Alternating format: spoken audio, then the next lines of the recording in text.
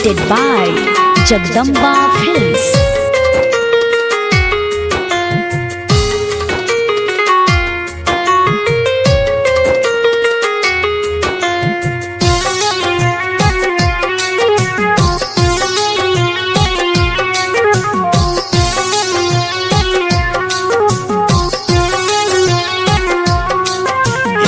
भगवन तारा दुनिया के मत पूछ कैसन हाल भई यहाँ संत भिखारी बन के घूमे चोरवा तो माल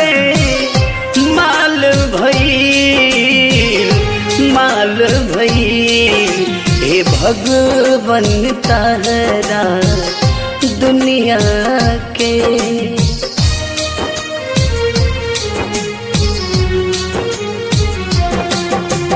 Presented by Jagdamba Films.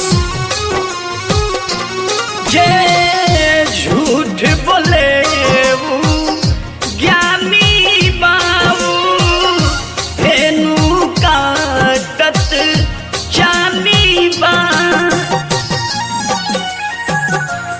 जे झूठ बोले वो ज्ञानी बाबू धेनु काटत जानी बा। सीता तो उपासे सुते घर में, सीता तो उपासे सुते घर में सुपने खिया खा के लाल भई हे भगवन तारा दुनिया के।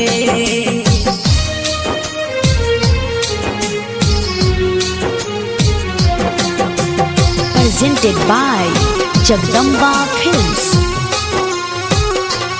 के माई के चरण पूजत बाके बाप के दुख अब बुझत बा।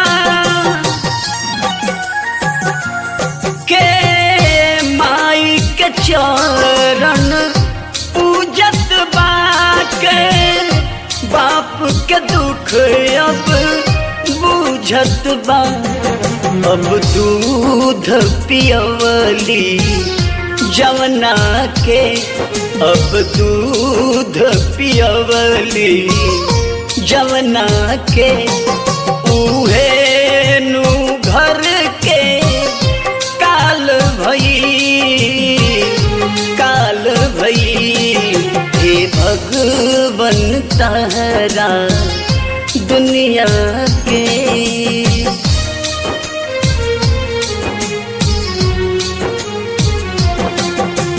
Presented by Jagdamba Films.